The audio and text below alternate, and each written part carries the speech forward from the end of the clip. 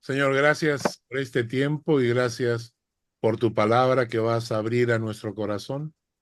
Te pedimos en el nombre de Jesús que nos guíes. Bendice este estudio. Edifícanos en tu palabra en Cristo Jesús. Amén. Muy bien. Amén. Eh, recordamos la semana pasada lo que estábamos estudiando. Hablamos de la propiciación. ¿Ah?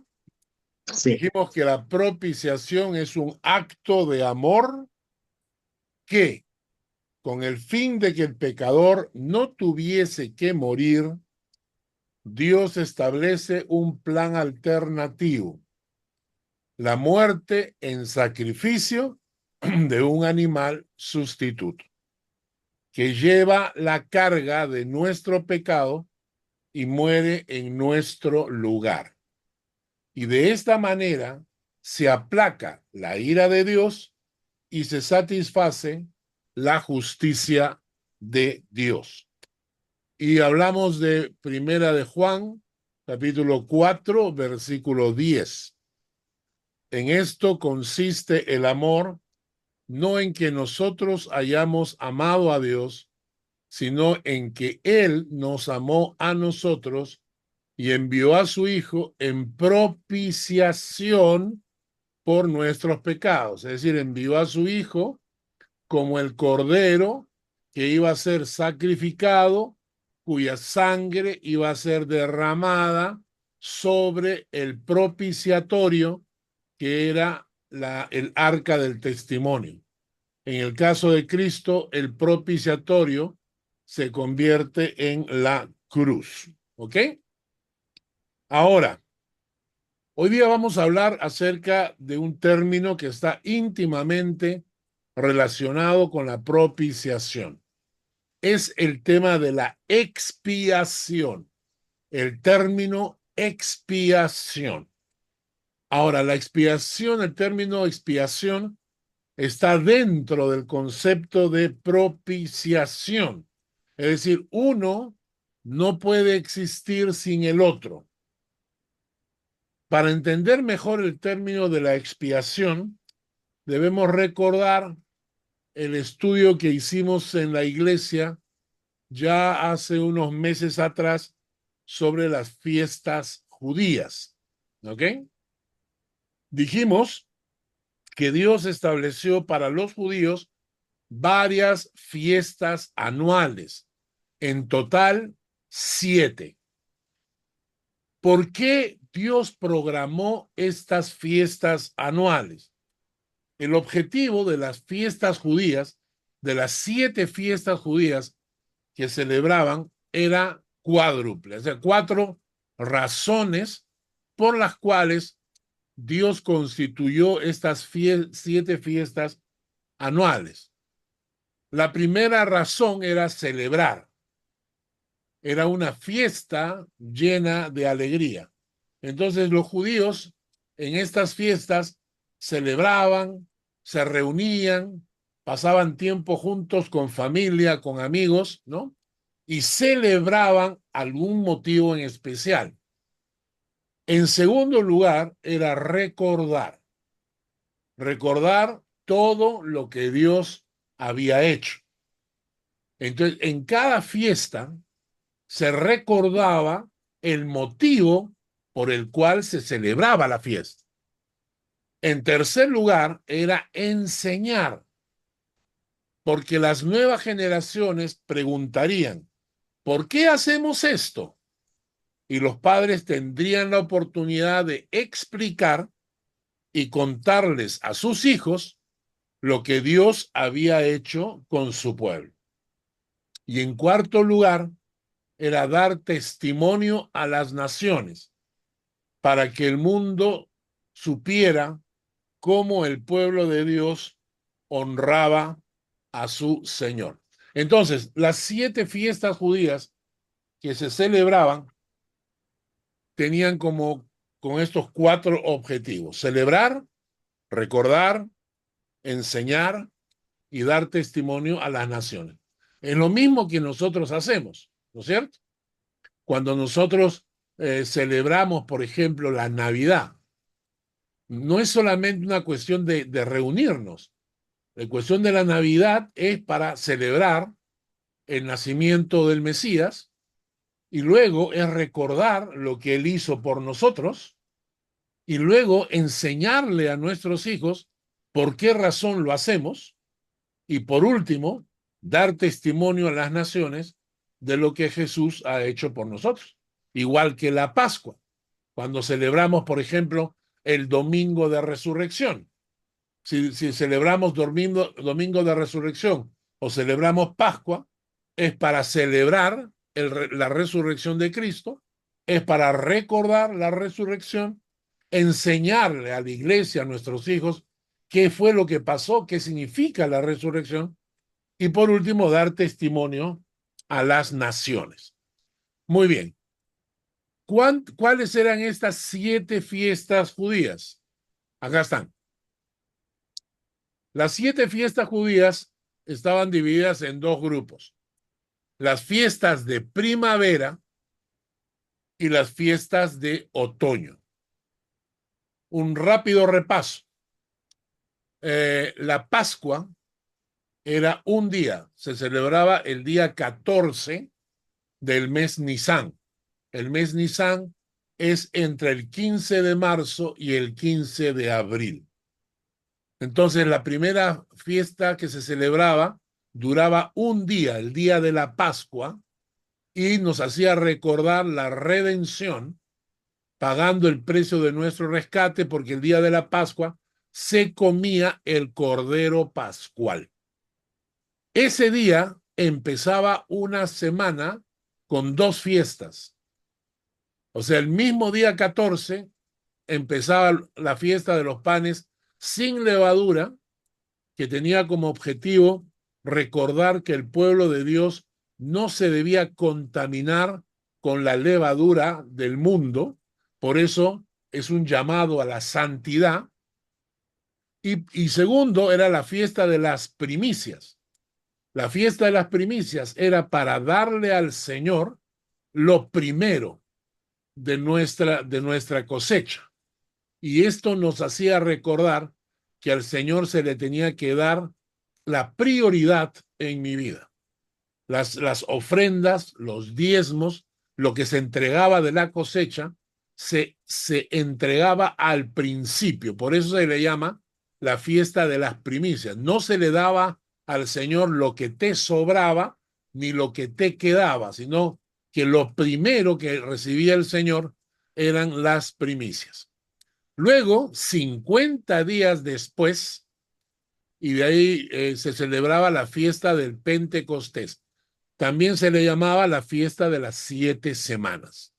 Por eso, 7 por 7, 49. Entonces, el Pentecostés era 50 días después de la Pascua. Era una fiesta de acción de gracias. Era una fiesta acá en Suiza. Se celebra también el Día de Acción de Gracias por la cosecha, ¿no?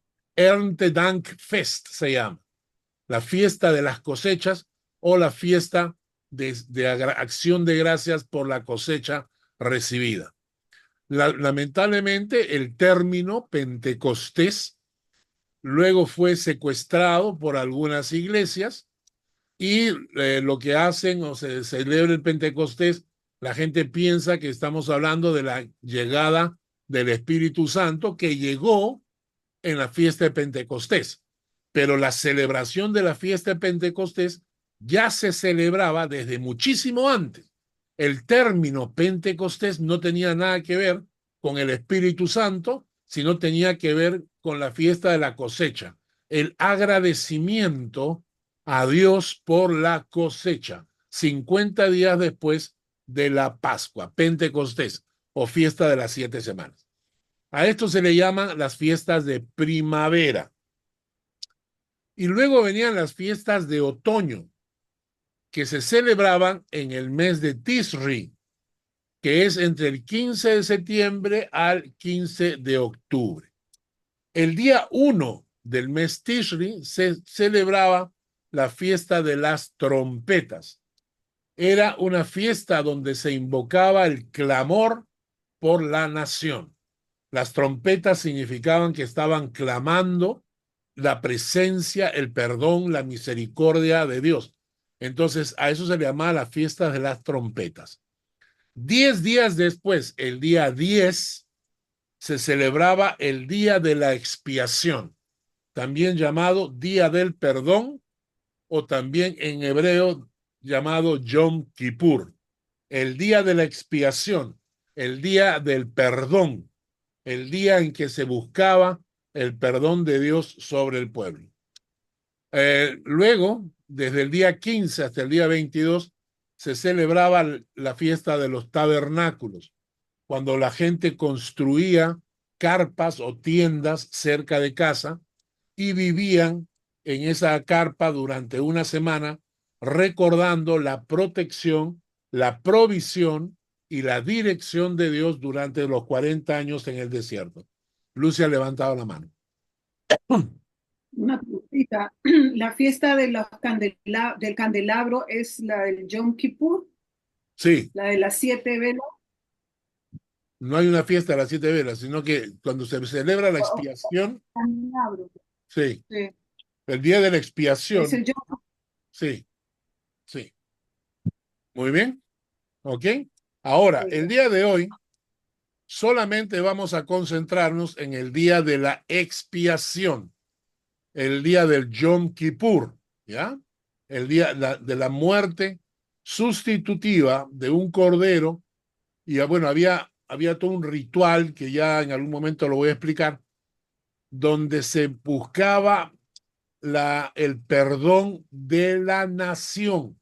No era individual, no era un sacrificio individual por cada persona siempre podía llegar con su cordero, con sus tórtolas, con lo que sea, para pedir perdón por algún pecado cometido.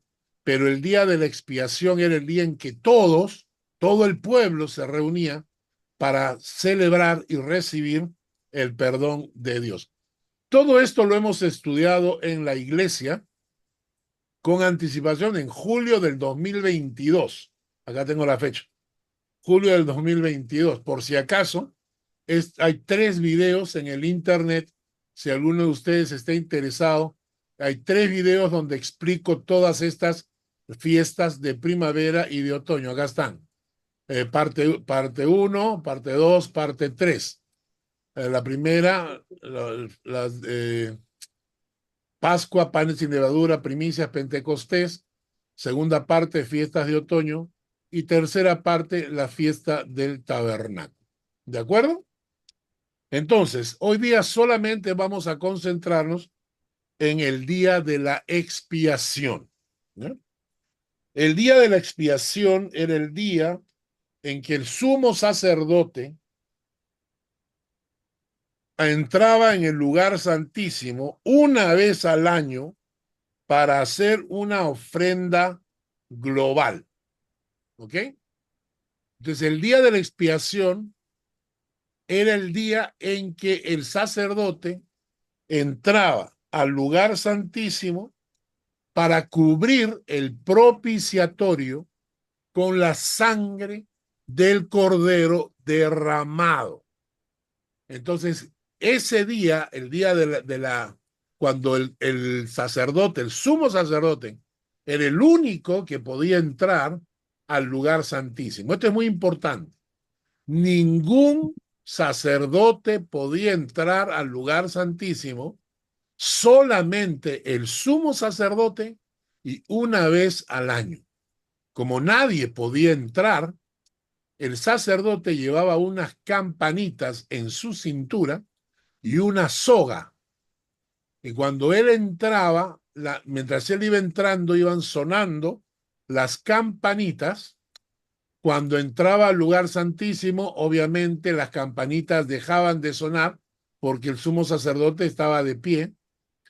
Y al rato las campanitas volvían a sonar cuando el sumo sacerdote salía. ¿Para qué llevaba la soga? Por si se moría. Por si se moría, porque Dios por una acción de juicio o lo que fuese, mataba al sumo sacerdote ahí adentro, como nadie podía entrar, entonces el sumo sacerdote estaba atado a una soga para arrastrarlo hacia afuera. Pero la historia no registra que ningún sumo sacerdote se haya muerto. Así que nunca hubo que usar esa soga. Vamos a leer Levítico capítulo 16, versículos 29 al 34. Mi vida, por favor, léelo.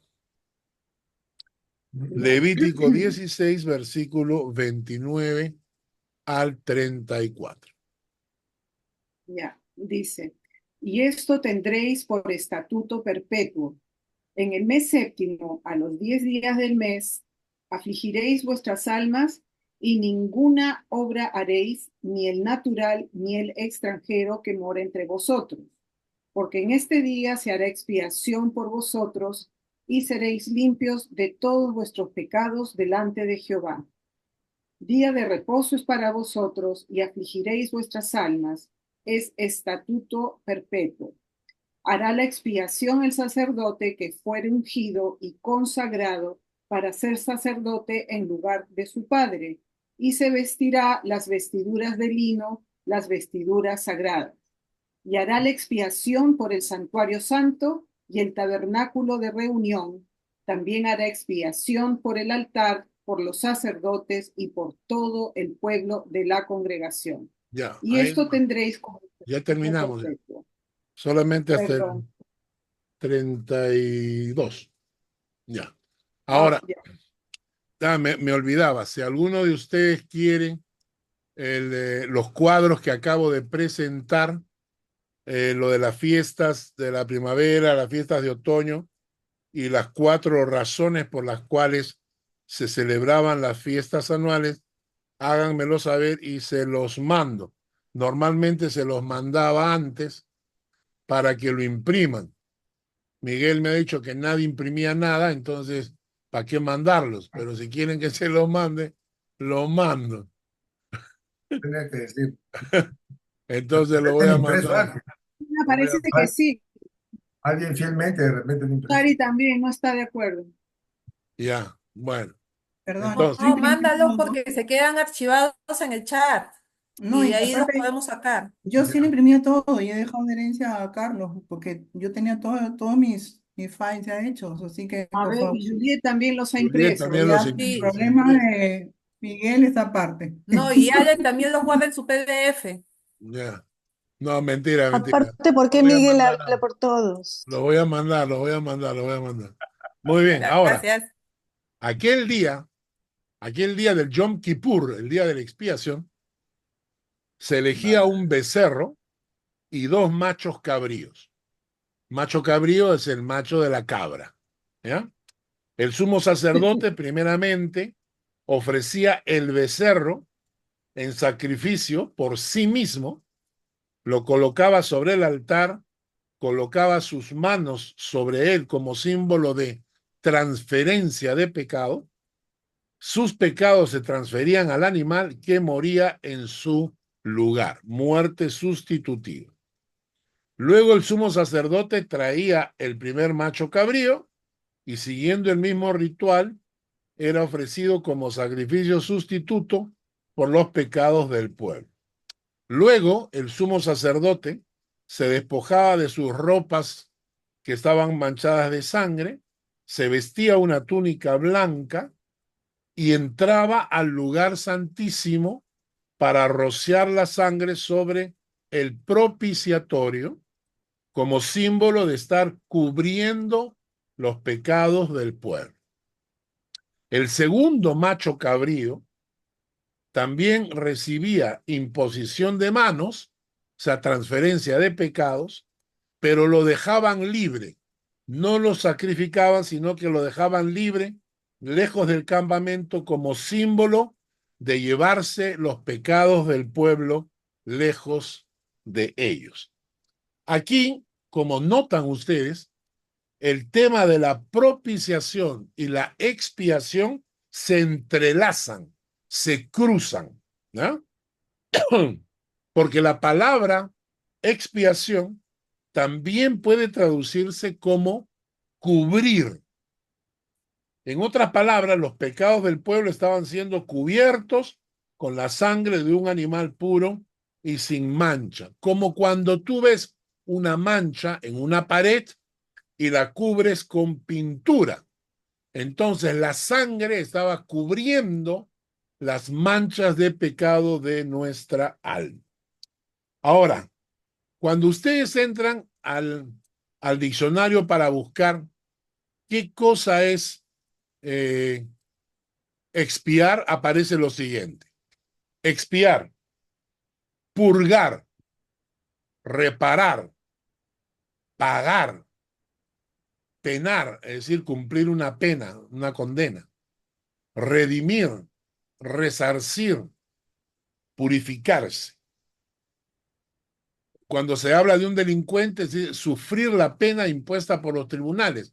A eso se le llama expiar. Padecer trabajos a causa de desaciertos o malos procederes.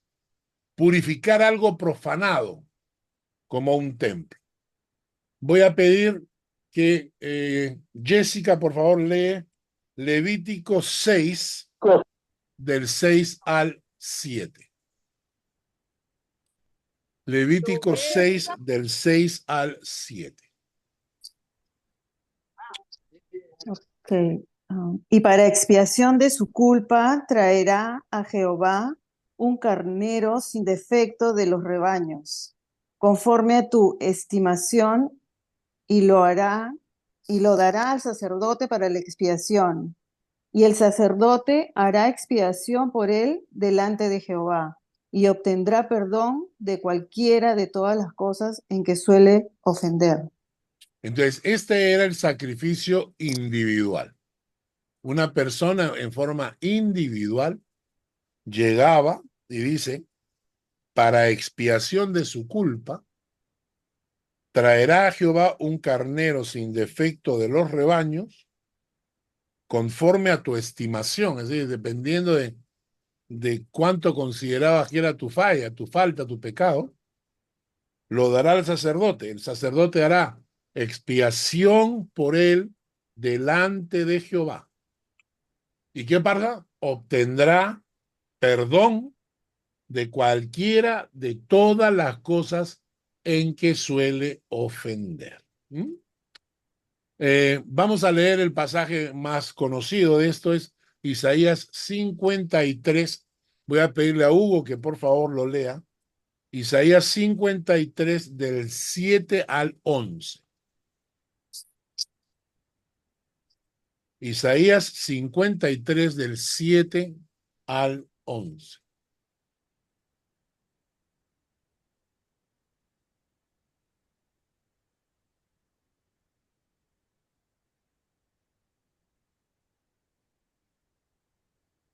Angustiado él y afligido, no abrió su boca. Como cordero fue llevado al matadero, y como oveja delante de sus trasquiladores, enmudeció y no abrió su boca. Por cárcel y por juicio fue quitado, y su generación, ¿quién la contará? Porque fue cortado de la tierra de los vivientes, y por la rebelión de mi pueblo fue herido. Y se dispuso con los impíos su sepultura, mas con los ricos fue en su muerte, aunque nunca hizo maldad, ni hubo engaño en su boca. Con todo eso, Jehová quiso quebrantarlo, sujetándole y padeciendo. Cuando haya puesto su vida en expiación por el pecado, verá linaje, vivirá por largos días, y la voluntad de Jehová será en su mano prosperada. Verá el fruto de la aflicción de su alma y quedará satisfecho. Por sus conocimientos justificará a su siervo justo, su conocimiento justificará mi siervo justo a mucho, y llevará las iniquidades de ellos. Este pasaje que nos habla acerca del Mesías en Isaías 53, esta profecía escrita 600 años antes de Cristo, nos habla de cómo Jesucristo fue llevado como cordero fue llevado al matadero, ¿no? Y como delante de sus trasquiladores enmudeció y no abrió su boca. Y luego en el versículo 10 dice, con todo eso, Jehová quiso quebrantarlo, sujetándole a padecimiento. Cuando haya puesto su vida en expiación por el pecado, verá linaje, vivirá por largos días, y la voluntad de Jehová será en su mano prosperada. Y entonces, interesante es que cuando se habla del Mesías, se le dice, cuando haya puesto su vida en expiación por el pecado. Y vamos a leer, Mario, por favor, lee Daniel 9:24. Daniel 9:24.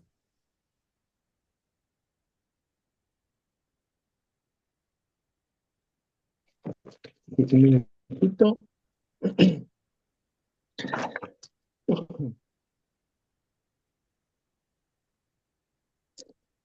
70 semanas están determinadas sobre tu pueblo y sobre tu santa ciudad para terminar la prevaricación y poner fin al pecado y expiar la iniquidad para traer la justicia perdurable y sellar la visión y la profecía y ungir al santo de los santos. Esta profecía la hemos visto, la hemos estudiado, la profecía de Daniel, la profecía de las 70 semanas, ¿no? Y en estas 70 semanas dice que 70 semanas están determinadas sobre tu pueblo, sobre tu santa ciudad. ¿Para qué? Para terminar la prevaricación, poner fin al pecado y expiar la iniquidad para traer la justicia perdurable, sellar la visión y la profecía y ungir al santo de los santos.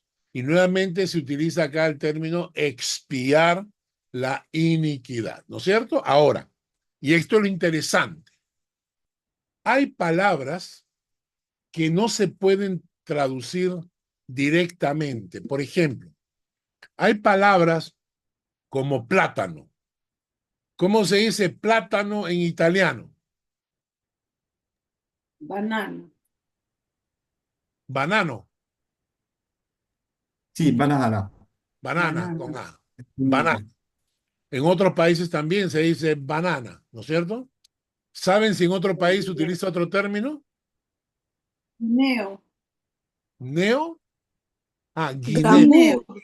Guineo. Muy bien, ¿no? Gambur también. Pero ¿Cómo?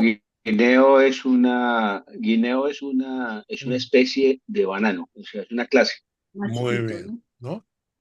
¿Y cómo se Y llama en alemán? gambur. ¿Cómo, Banana. cómo se dice en alemán? Banana. O Banana. banana o green banana. ¿Qué No, banana? no.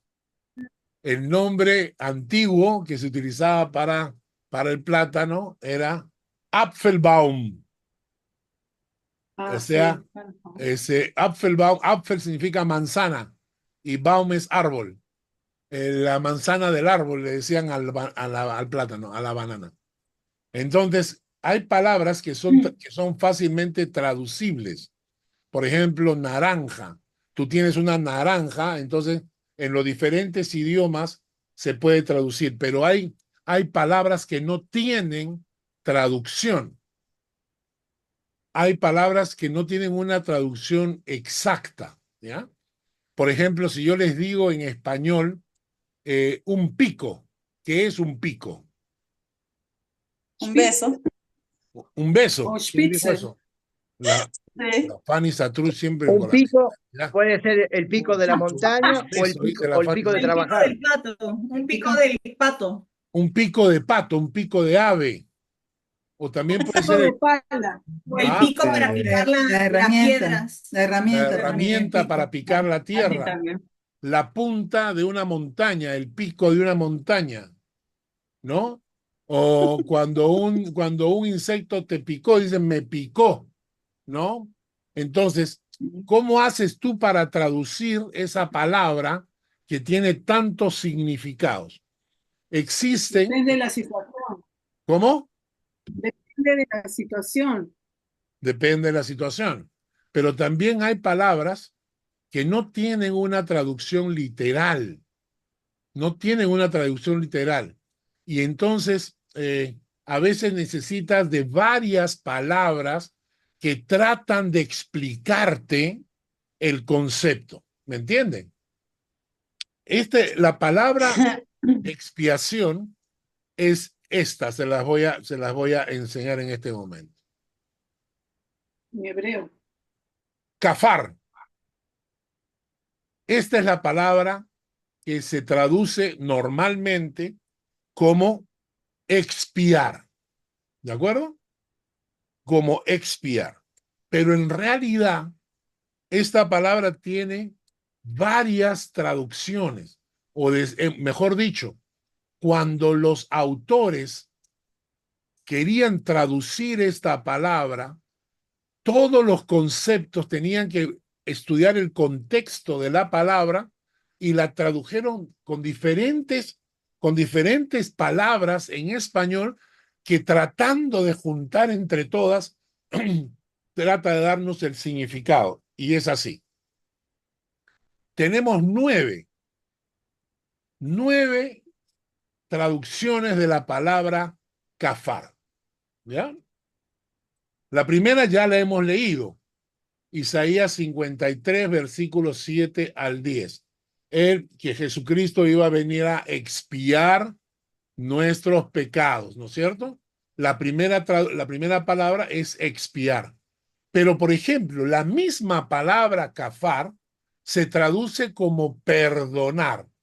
Vamos a pedir a Fanny, por favor, lee Salmo 79, 9. Sí, un momento. Salmo 69, dijo. 799. 7, 9. Ok. Ayúdanos, oh Dios de nuestra salvación, por la gloria de tu nombre, y líbranos y perdona nuestros pecados por amor de tu nombre. Perdona nuestros pecados por amor de tu nombre. La palabra ahí es kafar. O sea, se podría traducir este versículo diciendo, ayúdanos, oh Dios de nuestra salvación, por la gloria de tu nombre, líbranos y expía nuestros pecados por amor de tu nombre. ¿De acuerdo? Entonces aquí se traduce como perdonar. Levítico 14, 19. Levítico 14, 19. Mónica, por favor, léelo. Levítico 14, 19.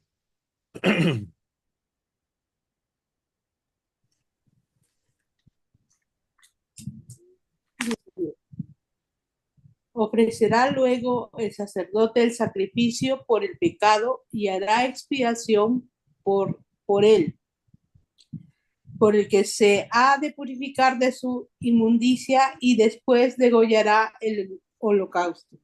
Acá en este texto la palabra purificar es expiar. Entonces se puede decir, ofrecerá luego el sacerdote el sacrificio por el pecado y hará expiación por el que se ha de expiar de su inmundicia. Entonces aquí traducen purificar. Siguiente, reconciliar. Levítico 23, 28. Nena, por favor, léelo.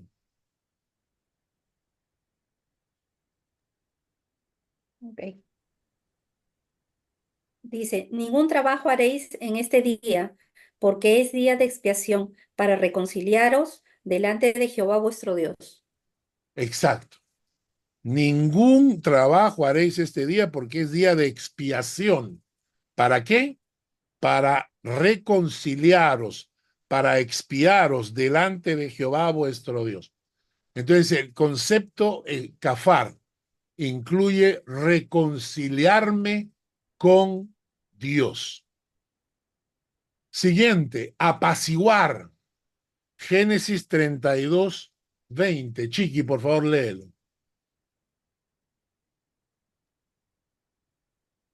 Y diréis también, he aquí tu siervo Jacob viene tras nosotros, porque dijo, apaciguaré su ira con el presente que va delante de mí, y después veré su rostro, ¿quién le seré acepto? Quizás le seré acepto, perdón. Acá Jacob está hablando de cuando está regresando para encontrarse con su hermano al que le había robado la primogenitura y le había robado la bendición de su padre. Entonces Jacob está regresando y está con miedo de que su hermano, el cazador, se vaya a vengar, lo vaya a golpear, vaya a matar a sus hijos, a su esposa, etc. Y entonces Jacob dice, ¿no?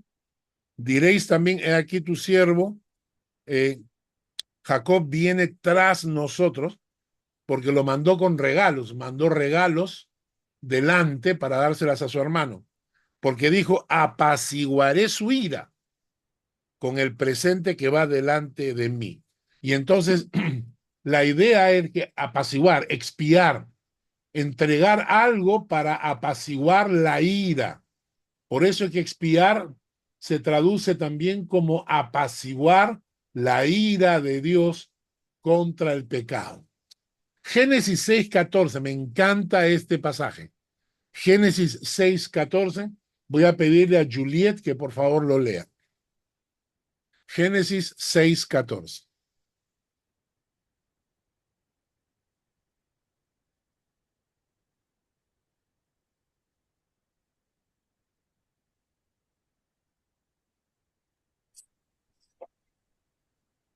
Dice así, hazte un arca de madera de gofer, harás aposentos en el arca y la calafatearás con brea por dentro y por fuera. Entonces estamos en Génesis capítulo 6, cuando Dios está hablando a Noé sobre el arca y tiene que calafatear el arca. ¿Qué significa calafatear? Calafatear significa utilizar brea para cubrir esa barca de madera y tapar todos los orificios que se pueden producir al unir las tablas de madera. Entonces, como al unir las tablas de madera quedan huecos, había que calafatear, había que cubrir toda el arca con brea. Lo mismo se hicieron con la canasta donde soltaron a Moisés. Y entonces cuando agarraron y lo pusieron a Moisés en su canasta que la dejaron en el río, tuvieron que calafatear la canasta para que no entre el agua y el niño no se ahogue y la canasta no se hunda. Me encanta el concepto de que expiar, cafar, es también calafatear nuestro corazón de todas nuestras maldades, pero con la gracia de Dios. El amor de Dios cubriendo mi alma inmunda con su gracia. Me parece una figura maravillosa. Un corazón lleno de pecado, lleno de manchas, de heridas, y que viene la gracia de Dios y calafatea mi corazón, lo cubre completamente con su gracia y se cubren todos mis pecados, todos mis errores, todas mis fallas. Me encantó cuando descubrí que calafatear es sinónimo de expiar. También es satisfacer. Segunda de Samuel, capítulo 21, versículo 3. Carlitos Guerrero, por favor.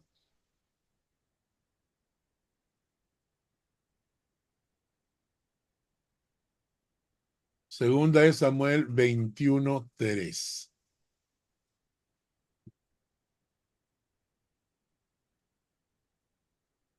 Ok.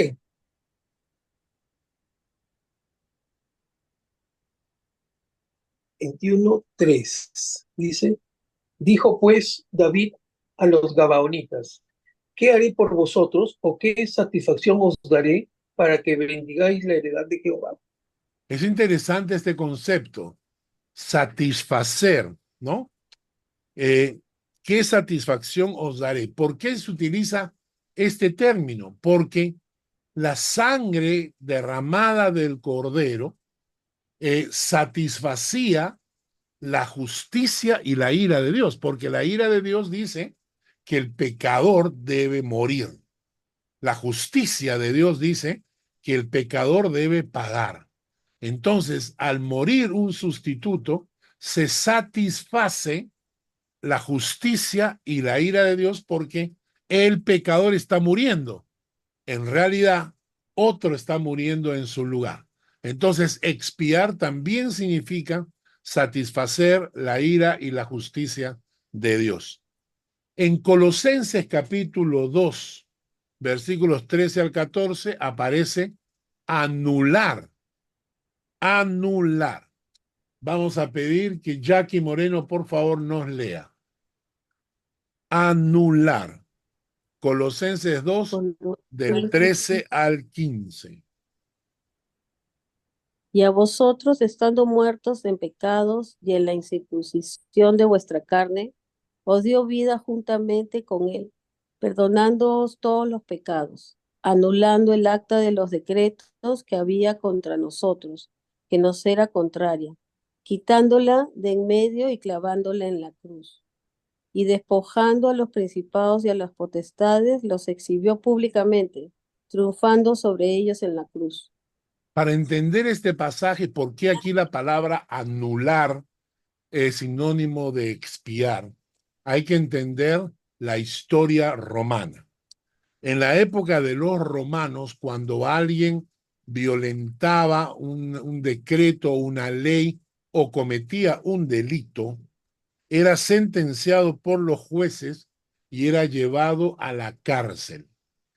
En la puerta de su celda, de su cárcel, se colocaba lo que se conoce como el acta de los decretos, que era describir su delito y la condena que había recibido. Ese papel se clavaba en la entrada de su celda. ¿Para qué? Para que la gente supiera quién había cumplido su condena y debía salir libre.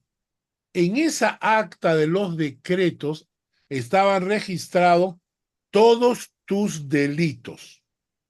Entonces, cuando tú salías de la cárcel, era cuando en ese papel se mencionaba que habías cumplido ya tu condena y por tanto salías y te llevabas el acta de los decretos con un sello encima que decía está cancelada esta deuda y que en griego es tetelestai, que cuando esa fue la palabra que Jesús dijo en la cruz, tetelestai, que se traduce como consumado es. La verdadera traducción es cancelado es, porque Jesús en la cruz estaba cancelando nuestra deuda. Jesús estaba anulando el acta de los decretos que había contra nosotros.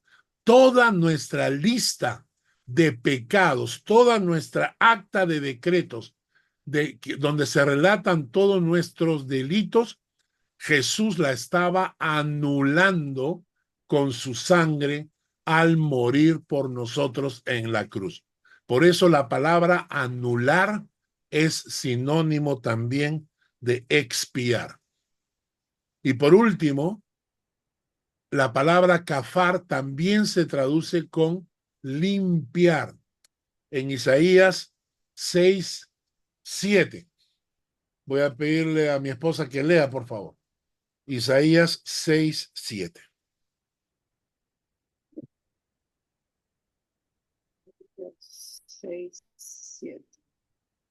Y tocando con él sobre mi boca, dijo, he aquí que esto tocó tus labios y es quitada tu culpa y limpio tu pecado. Y es quitada tu culpa y limpio tu pecado. El versículo 8 es el versículo en el que Dios me llamó. Después oí la voz del Señor que decía, ¿a quién enviaré? ¿Y quién irá por nosotros? Entonces respondí yo, heme aquí, envíame a mí. En Isaías capítulo 6, entonces, de versículo 7, dice, tocando con él sobre mi boca, dijo, he aquí que esto tocó tus labios y es quitada tu culpa.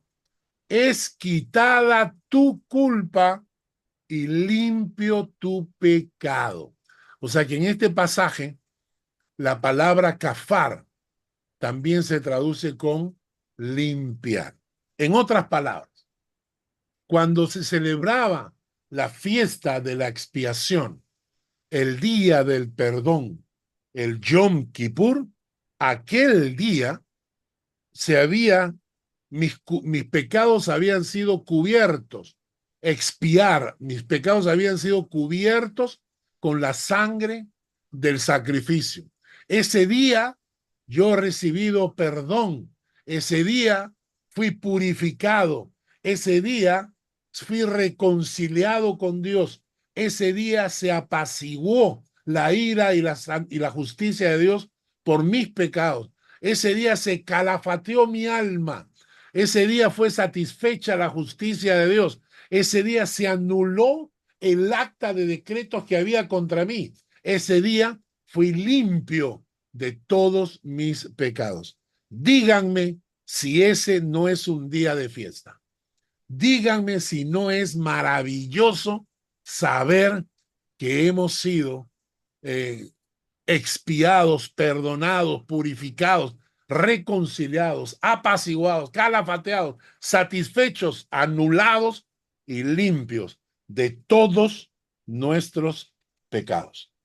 Entonces, ellos celebraban el día de la expiación y nosotros deberíamos celebrar esto cada día, porque el hecho de saber que Cristo expió nuestros pecados significa que recibimos todo lo demás. El día del perdón, el día del Yom Kippur. ¿Qué significa esto para nosotros? Vamos a leer Hebreos capítulo 2, versículos 14 al 18. Huguito, por favor, léelo. Hebreos 2, 14 al 18.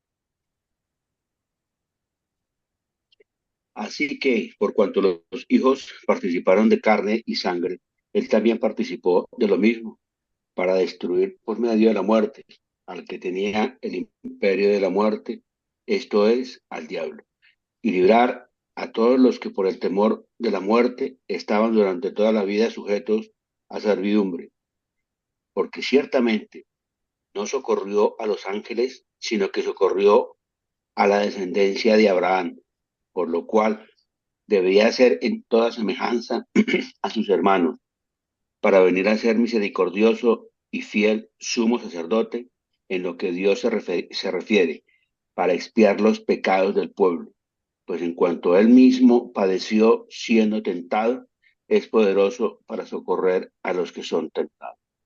Este pasaje es muy lindo, vamos a leerlo. Dice nuevamente, ¿no? Por cuanto los hijos participaron de carne y sangre, él también participó de lo mismo, de carne y sangre, para destruir por medio de la muerte, o sea, por medio de su muerte, al que tenía el imperio de la muerte. Esto es al diablo. Tomen esa frase, ¿no? Para destruir por medio de la muerte, de su propia muerte, destruir a el que tenía, hasta ese momento, tenía el imperio de la muerte, que era el diablo. Y librar. No solamente Jesús destruyó al que tenía el imperio de la muerte del diablo, sino que además libró a todos los que por el temor de la muerte estaban durante toda la vida sujetos a servidumbre. Nosotros, por el temor a la muerte, estábamos toda la vida sujetos a esos miedos, a esos temores que el diablo le encanta que tengamos, y entonces nos libró de esos temores. Versículo 16, porque ciertamente no socorrió a los ángeles, o sea, Jesús no vino a socorrer a los ángeles, sino que socorrió a la descendencia de Abraham, nosotros. Por lo cual debía ser en todo semejante a sus hermanos. El Mesías tenía que ser semejante a sus hermanos. ¿Para qué? Para venir a ser misericordioso y fiel sumo sacerdote, en lo que a Dios se refiere, para expiar los pecados del pueblo. Jesús tenía que venir en forma de carne y sangre, tenía que venir semejante a sus hermanos para venir y ser misericordioso y cumplir las funciones del sumo sacerdote para sacrificar al Cordero que era él mismo. Hebreos 10, desde el versículo 1 hasta el versículo 7. Búsquenlo. Hebreos 10, versículos 1 al 7. ¿Ya lo tienen? Lo voy a leer yo. Sí. Porque la ley, teniendo la sombra de los bienes venideros, pero no la imagen misma de las cosas, nunca puede, por los mismos sacrificios que se ofrecen continuamente cada año, hacer perfectos a los que se acercan. Es decir, los sacrificios que se daban una vez al año en el día del Yom Kippur perdonaban, pero no perfeccionaban al pueblo. Los sacrificios tenían que hacerse cada año porque eran sacrificios imperfectos, porque después de ofrecer el sacrificio, el pueblo volvía a pecar y por lo tanto había que esperar al siguiente año para volver a ofrecer nuevamente los sacrificios. Versículos 3 y 4. Pero en estos sacrificios cada año se hace memoria de los pecados, porque la sangre de los toros y de los machos cabríos no puede quitar los pecados. Los cubre, pero no los quita. Por lo cual, dicen, entrando en el mundo. ¿Quién entró en el mundo? Jesucristo. Jesús. Por lo cual, entrando en el mundo, dice, sacrificio y ofrenda no quisiste, mas me preparaste cuerpo. ¿Qué cuerpo se preparó?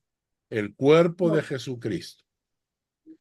Holocaustos y expiaciones por el pecado no te agradan. Entonces dije, he aquí, vengo, oh Dios, para hacer tu voluntad. ¿Y quién dice vengo a hacer tu voluntad? El mismo Jesús que dijo, pasa de mí esta copa, pero no se haga mi voluntad, sino la tuya.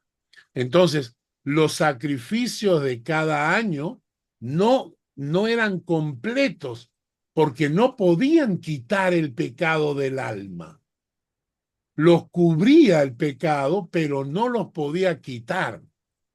Y en Hebreos capítulo 10, versículos 11 al 14 se dicen, Hebreos 10, del 11 al 14 dice, ciertamente todo sacerdote está día tras día ministrando y ofreciendo muchas veces los mismos sacrificios que nunca pueden quitar los pecados. Pero Cristo, habiendo ofrecido una vez y para siempre un solo sacrificio por los pecados, se ha sentado a la diestra de Dios y de ahí en adelante esperando hasta que sus enemigos sean puestos por estrado de sus pies, porque con una sola ofrenda hizo perfectos para siempre a los santificados. Lo que para los judíos era una celebración anual que todos los años tenían que celebrar, Cristo la convirtió en una sola, un solo sacrificio eterno, con un solo sacrificio, con su cuerpo. Jesús anuló esa celebración del Yom Kippur. Ya no es necesario el Yom Kippur porque Cristo con una sola ofrenda hizo perfectos para siempre a los santificados. Esto es la expiación. Esto es lo que Cristo hizo por nosotros. Díganme si Jesús no merece toda nuestra gloria, todo nuestro agradecimiento por todo lo que Él hizo al entregar su vida por mí. El sacrificio de Cristo en la cruz, la expiación de cada uno de nosotros. Amén. ¿Entendieron qué cosa es expiación?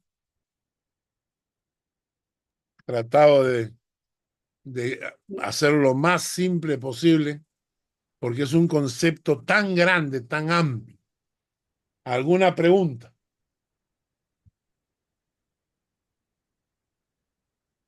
Nada.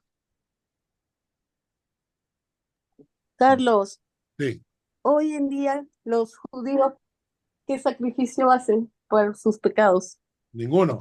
El muro de los... No tienen templo donde sacrificar y por eso van a llorar al muro de los lamentos. No tienen dónde sacrificar por sus pecados. Entonces, tienen que llorar, lamentarse. Y eso es lo que hacen en el muro de los lamentos.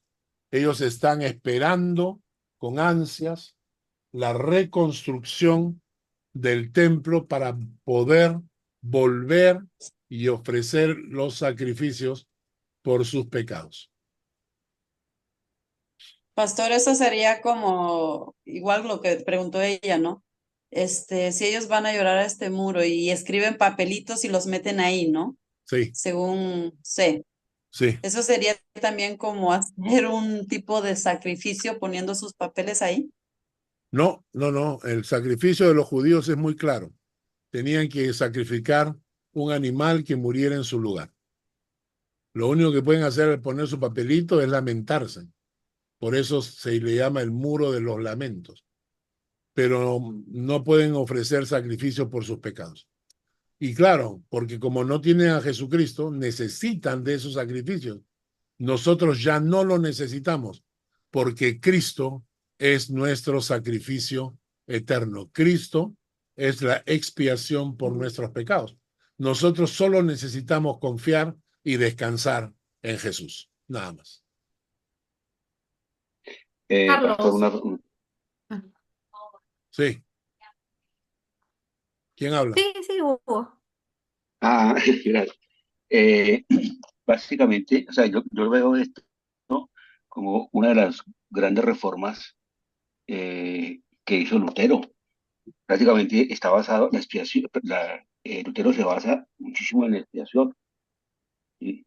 Porque ya no era necesario hacer esas donaciones, llamemos así, Ya. para apaciguar el pecado o la conciencia, ¿sí?, para seguir pecando. Correcto. Yo lo veo, Es yo veo correcto. ese fue el cambio real. Sí, es verdad. Y lo que quiero decir es lo siguiente, ¿no? El sistema judío tenía que ver con hacer sacrificios para obtener el perdón de Dios.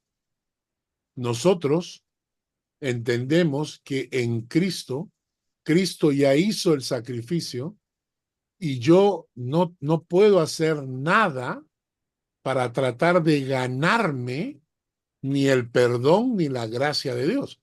Yo la recibo nomás por gracia, por su amor. Dios me regala su perdón.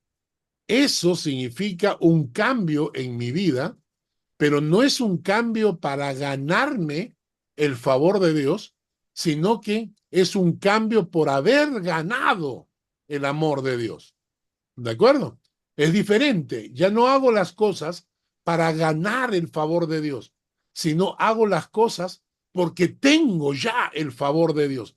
Yo reacciono en agradecimiento. Por eso mi vida cambia por la presencia del Espíritu Santo, porque el Espíritu Santo está en mí, pero yo no estoy luchando para tratar de agradar a Dios y poder ganarme el favor de Dios, sino que yo quiero agradar a Dios por amor.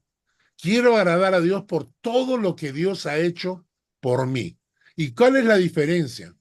En la Iglesia Católica continuó con el modelo judío.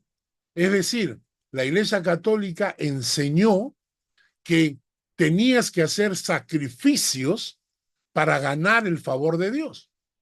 Conozco gente que, por ejemplo, va a una catedral que tiene 80, 90 o 100 peldaños en una escalera y suben la escalera de la iglesia de rodillas y se destruyen las rodillas porque creen que Dios necesita de tu sacrificio, de tu dolor para que te dé su favor. Y no es así. Yo conozco gente que, por ejemplo, hace voto de silencio. Se encierran en un convento y no hablan con nadie durante toda su vida. Se sacrifican el no hablar pensando que de esa manera se ganan el favor de Dios. Entonces hay muchas cosas en la Iglesia Católica que tienen que ver con el intento, el esfuerzo humano de infligirse autodolor a sí mismo para tratar de ganar el favor de Dios. Y eso ya no es, porque la gracia de Dios ya no se consigue ni con sacrificio ni con esfuerzos humanos, porque Cristo expió nuestros pecados en la cruz. Entonces, cuando yo recibo a Cristo en mi corazón, recibo su gracia, su perdón. ¿Por qué yo quiero agradar a Dios? No es para ganar su favor, es al revés, porque ya Cristo me dio el favor de Dios en la cruz. Yo me comporto, no estoy con esa mentalidad de tratar de ganar algo. Estoy con la mentalidad de yo quiero agradecerle a Dios por todo lo que Él ha hecho. Por eso nuestra perspectiva de la vida es diferente. Nuestra perspectiva de vida, como vivimos la fe, no estamos tratando de sacrificarnos para que Dios nos vea con buenos ojos. Dios nos ve con buenos ojos por la obra de Cristo en la cruz. Pero a mí me gusta responder a Dios con agradecimiento, con amor. Entonces, cuando yo le digo a la gente, no hagan las cosas como castigo, ¿no? O sea, a veces, por ejemplo, si estamos en la iglesia y hemos tenido en alguna oportunidad, estamos en la iglesia, hay que limpiar la iglesia, y entonces hay un par de personas que no quieren, no, pero porque siempre a mí, ¿por qué me dicen a mí? Yo digo, no lo hagas, jamás, no lo hagas. Si tú tienes ese corazón de hacer las cosas para Dios como si fueran un castigo, como si fueran una obligación, no lo hagas, quédate en tu casa. porque no estás agradando a Dios, al revés, estás desagradando a Dios. Cuando las personas, por ejemplo, quieren hacer, la iglesia dice, no, bueno, hermanos, necesitamos hacer una ofrenda para pagar el alquiler de la iglesia. Y hay gente que dice, ay, caramba, otra vez. No lo hagas. Nada que hagas que te moleste agrada a Dios. No hagas nada por obligación, nada. Si sientes que lo que estás haciendo es una obligación, que te están obligando a hacerlo, deja de hacerlo. Siéntate en la banca y calienta tu banca, ya está, tranquilo. Nosotros hacemos las cosas en agradecimiento a Dios por todo lo que Dios ha hecho y no como un castigo para tratar de ganarnos su favor. Y entonces los judíos, lamentablemente, hacían eso. Hasta que Cristo vino y ellos no entendieron que Cristo era el último gran y eterno sacrificio, que después de él ya no se necesitan más sacrificios para ganarse el favor de Dios, sino que nosotros nos sacrificamos, pero no para ganar su favor, sino porque ya nos regaló su favor. Y estoy agradecido a Dios por todo lo que él ha hecho. O sea, piensen ustedes, voy a mostrarles otra vez el cuadro para recordarles.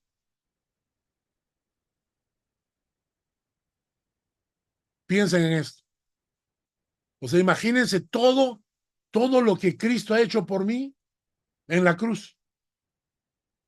Al expiar mi pecado, perdonarme, purificarme, reconciliarme, apaciguar la ira, calafatear mi corazón, satisfacer la justicia, anular mi lista de pecados, limpiarme de todo mi historial. Díganme si ese Jesús no merece. Díganme si ese Jesús no merece ser honrado. Eso es expiar. ¿Ok?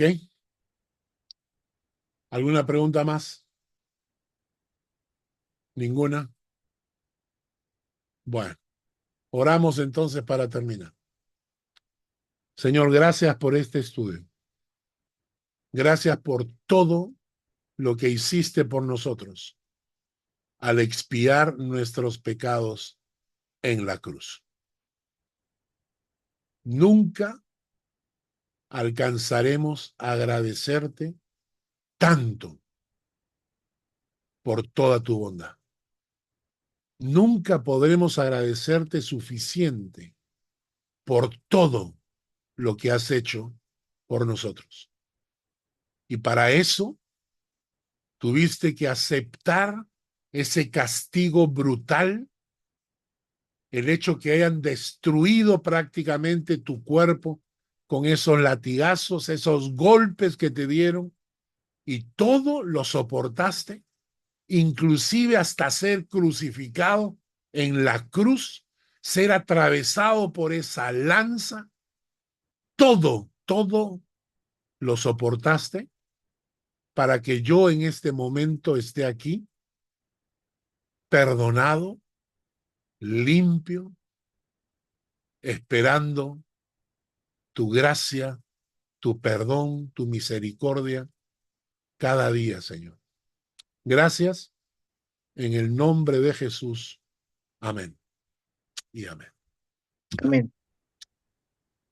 Que Dios les bendiga. Gracias, Pato. Gracias. Bendiciones. Bendiciones. Nos vemos. Bendiciones a todos. Cuídense. Chaito. Tengo una Bye. pregunta. Natalia, nos vemos la próxima semana. Sí, ya nos vemos. Hasta luego. Hasta pronto. Chao, Chao. chao. Así